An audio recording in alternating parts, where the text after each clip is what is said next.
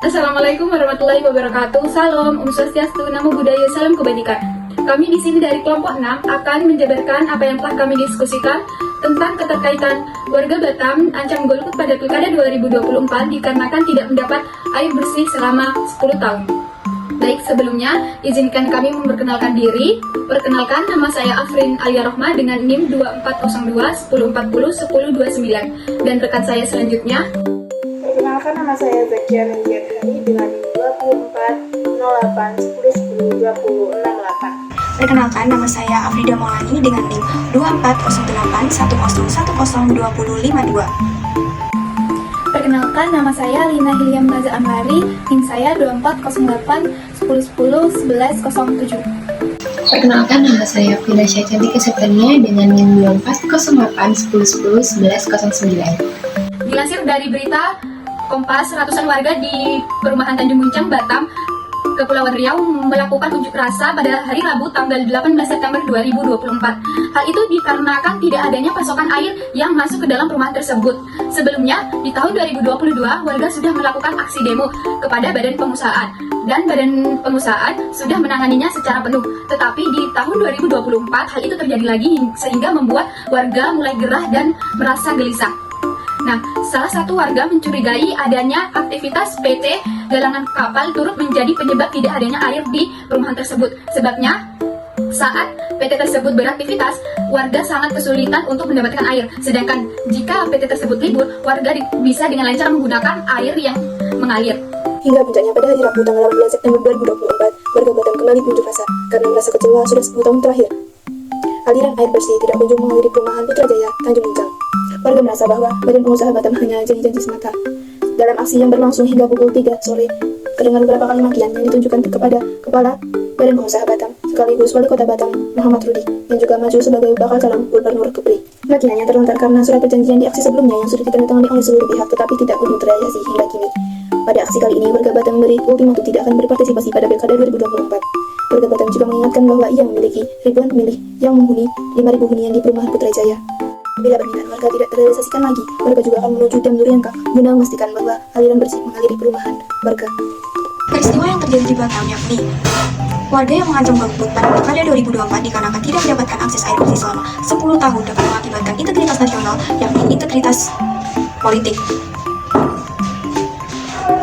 Peristiwa tersebut mencerminkan bahwasannya warga tidak percaya terhadap pemerintah yang akan mengakibatkan partisipan warga terhadap politik. Ancaman golput pada Pilkada 2024 merupakan bentuk frustasi warga terhadap pemerintah dikarenakan hak dasarnya tidak terpenuhi, yaitu hak terhadap akses air bersih yang akan mengakibatkan warga tidak percaya lagi terhadap lembaga pemerintah dan validitas terhadap pemimpin yang akan datang.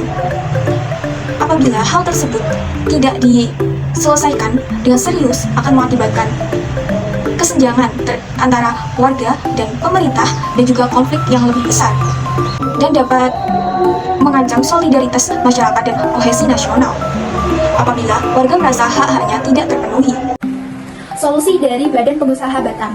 Kepala Badan Pengusaha Batam yaitu Muhammad Rudi lalu menemui masa untuk memberikan solusi jangka pendek dengan merancang sistem mini butter pump di lokasi ujung pipa distribusi utama DN 500 mm Putrajaya. Pemasangan sistem ini dikebut dalam jangka waktu yang sebentar agar masyarakat dapat merasakan air ini pada hari Selasa tanggal 24 September 2024. Langkah-langkah ini akan terus dilakukan dan paralel dengan pengaturan suplai.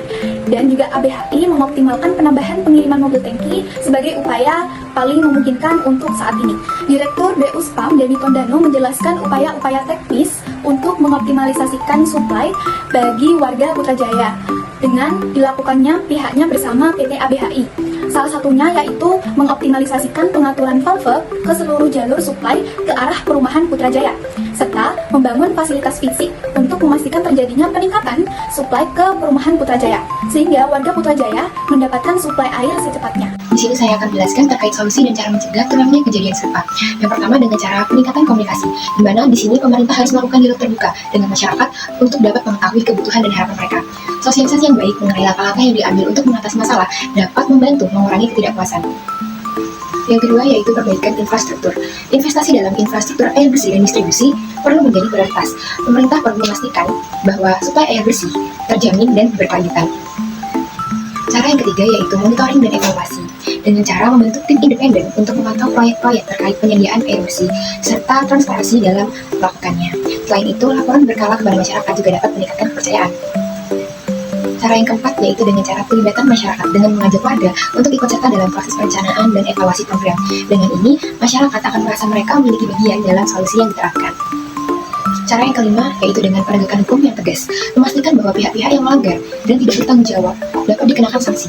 Hal ini penting untuk mempertahankan kepercayaan masyarakat terhadap pemerintah. Dengan pendekatan yang tepat, maka diharapkan masalah seperti ini tidak akan terulang kembali dan integritas nasional dapat terjaga.